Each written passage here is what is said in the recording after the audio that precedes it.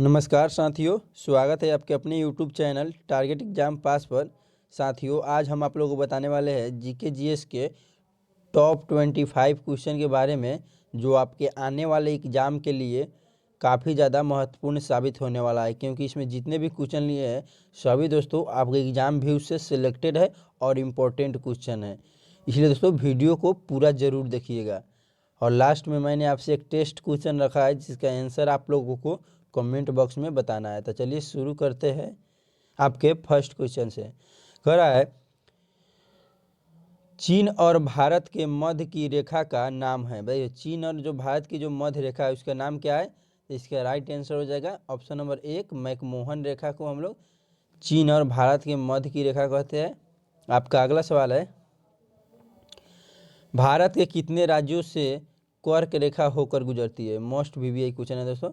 भारत के कितने राज्यों से होकर कर्क रेखा गुजरती है? तो इसका सही जवाब हो जाएगा 8 राज्यों से होकर 8 राज्यों से होकर कर्क रेखा गुजरती है। आपका अगला सवाल है, पृथ्वी के सबसे निकटतम खगोलीय पिंड है। बताइए, पृथ्वी के सबसे निकटतम खगोलीय पिंड कौन सा है? तो वह चंद्रमा है दोस्तों। ऑप्शन नंबर 2 इसका सही जवाब हो जाएगा चंद्रमा। आपका अगला सवाल है,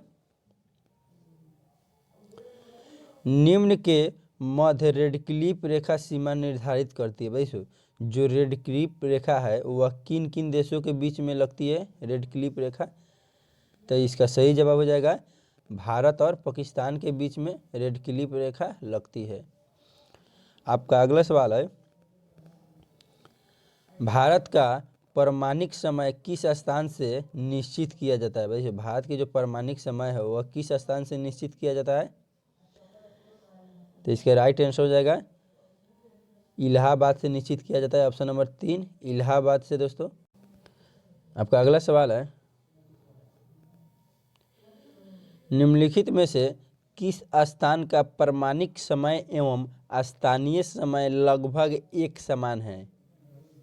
किस स्थान का दोस्तों एक समान है? तो वह नैनी का जो है वह एक समान है दोस्तों। ऑप्शन नंबर 4 इसका सही जवाब हो जाएगा। आपका अगला सवाल है, किसी ग्रह के चारों ओर परिक्रमा करने वाले छोटे आकाशीय पिंड को क्या कहते हैं? मोस्ट विवेक क्वेश्चन है दोस्तों। क्या कहते हैं उसको हम लोग? तो हम लोग उपग्रह कहते हैं उसको दोस्तों, उपग्रह। आपका अगला सवाल है, ग्रहों की गति का नियम किसने प्रतिपादित किया? देखिए, जो ग्रहों का गति का नियम है उसको किसने प्रतिपादित किया था? केपलर ने। ऑप्शन नंबर 1 इसका सही जवाब हो जाएगा केपलर ने। अगला सवाल है, सौर मंडल में कुल कितने ग्रह है? मोस्ट वीवीआई क्वेश्चन है दोस्तों। सौर मंडल में कुल कितने ग्रह है दोस्तों?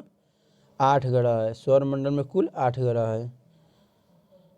अगला सवाल है, निम्नलिखित में से कौन सा ग्रह सूर्य का चक्कर सबसे कम समय में लगाता है? दोस्तों, कौन सा जो ग्रह है जो सूर्य का चक्कर सबसे कम समय में लगाता है?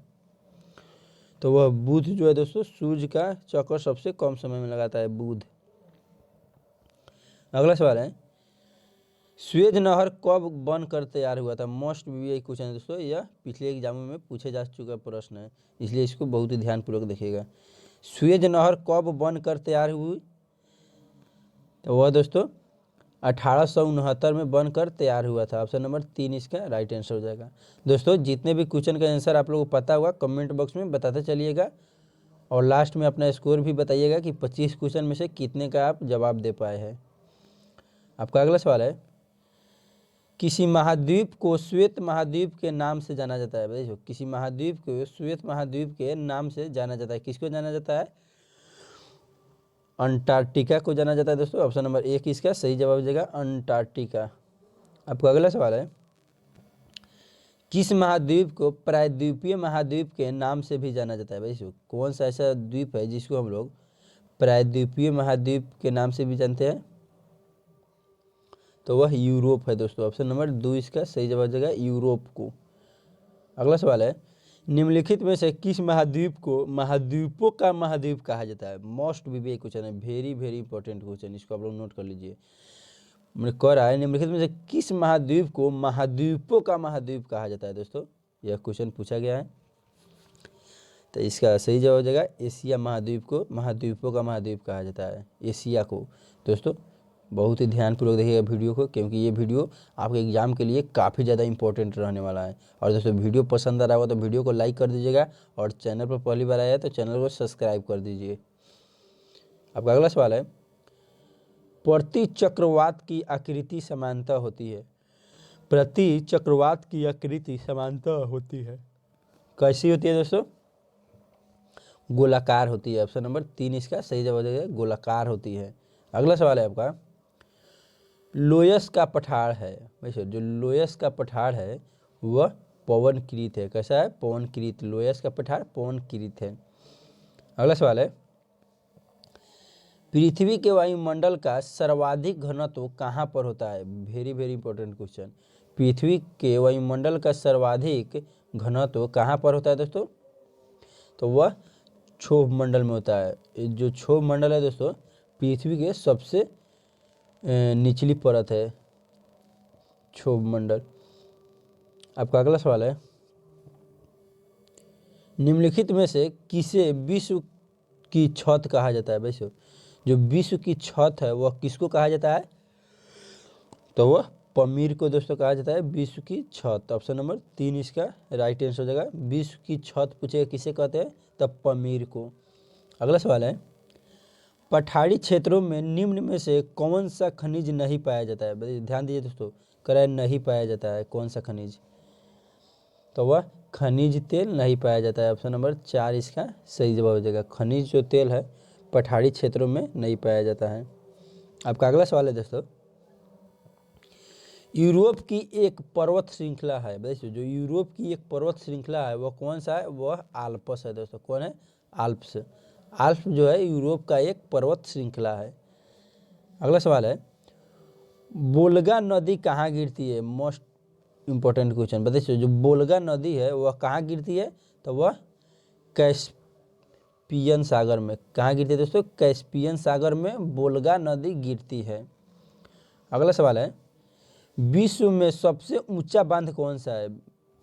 देखो विश्व में सबसे ऊंचा बांध कौन सा है? तो वह रोगवंशकी है। कौन सा है दोस्तों? जो रोगवंशकी है दोस्तों विश्व के सबसे ऊंचा बांध है। कौन है? रोगवंशकी। अगला सवाल है, पेरिस शहर किस नदी के तट पर स्थित है?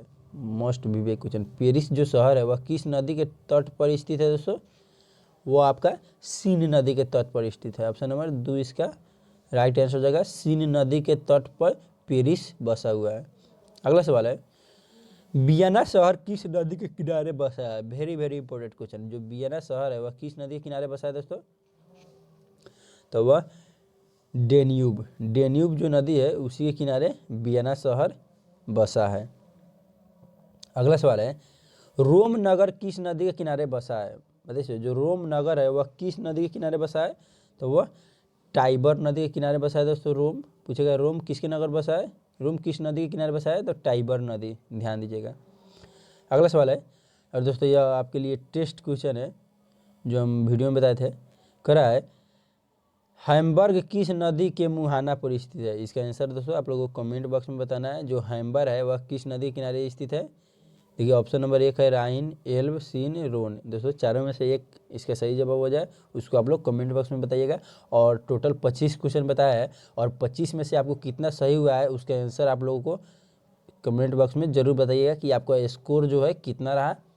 और दोस्तों अगर आप मेरे चैनल पर पहली बार आए हैं तो चैनल को सब्सक्राइब कर दीजिएगा, क्योंकि इस चैनल के माध्यम से सभी कॉम्पिटेटिव एग्जाम की तैयारी कराई जाती है। आज के लिए इतना ही, मिलते हैं कल के अगले वीडियो में। जय हिंद, जय भारत, वंदे मातरम।